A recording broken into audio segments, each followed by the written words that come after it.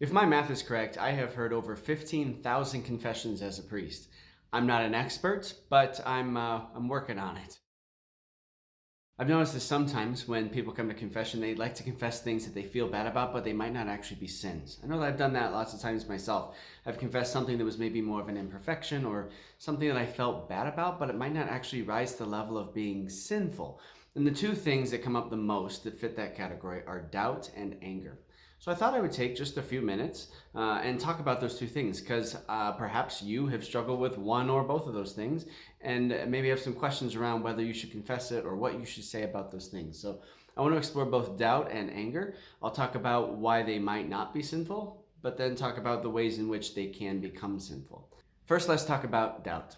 Now, our minds are always working hard to just understand the world around us. And our minds are probably doing it all the time without us even thinking about it. It's on a subconscious level. Our brain is just understanding the world around us, making measurements and judgments and expectations and helping us to determine the easiest path or the best path. There's going to be times when there's things that happen that we don't understand or we can't figure out what the best path is or why something's happening the way that it does, and that plants a doubt in us. And it's particularly distressing when that comes up in our relationship with God, or when it has to do with something that we believe. If we are suddenly being hit with something that challenges what we believe, what we understand, or what we know to be God, or challenges our trust in the Lord, that can be a really hard thing to deal with.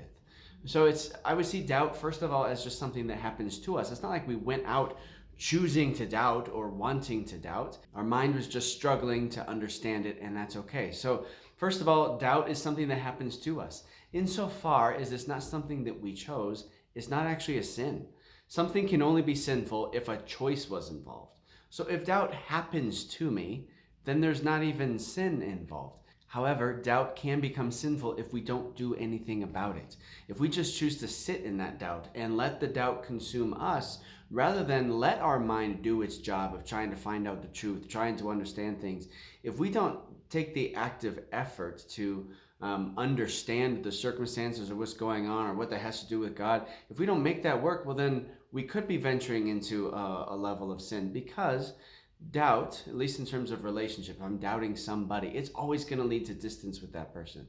If a wife doubts if she can trust her husband, but she doesn't do anything to try to resolve that by having a conversation with him or actively work on trusting him or something like that, if she just chooses to stay in the doubt and do nothing about it, then it is only going to lead to distance between her and her husband, because she's just going to get to a point of resentment, and ultimately she's going to believe that she cannot trust him. Doubt is always going to lead to greater distance. So if we are doubting some tenet that we believe, or if we're doubting God's goodness or his presence or his existence, and we don't do anything about it, then the doubt ultimately is going to consume us. And we're going to believe the thing that we had doubted. We're going to believe that God isn't there, or God isn't good, or God doesn't care, or whatever it is. We're just going to believe it because we didn't do anything to push against it. So when the doubt came in, it wasn't sinful. But if we don't do anything about it to try to understand, allow our minds to seek the truth, then we're going to find ourselves growing further and further away from God. So if we're wrestling with doubt, then we need to do something like pick up a book, watch a video, start talking with somebody, start to actually work through these things so we don't have to stay in that place of doubt, which is ultimately going to lead to greater distance from God anyway. Doubt isn't a sin so far as it happens to us, but if we don't do anything to resolve it, then we've reached a level of sin. The second thing, and this is a super common one, is anger. People feel bad about their anger all the time, and they feel the need to confess it. And in a lot of ways, anger can become sinful, so it's probably good that it gets confessed. However, anger is an emotion. Anger happens to us, right? It's not something that we choose. Once again, just like doubt, we didn't choose it. Our emotions, we don't get to choose them. I don't get to choose if I feel happy or if I feel sad or if I feel angry. It is something that happens to me. It only becomes sinful if I don't allow my reason to control it. If I allow my anger to control me, and it gets to the point that I say something I shouldn't have said, I'm mean, I gossiped about somebody, I maybe damaged their property, or I hurt them or something like that, well then I've allowed my anger to control me, and that's not how God has designed us. He has given us reason. Reason is supposed to, in some way, control the emotions. I know that our emotions are their tendency is to run wild. They want to run. That sadness wants to run, that anger wants to run. but we have to allow our reason to control the way that we react.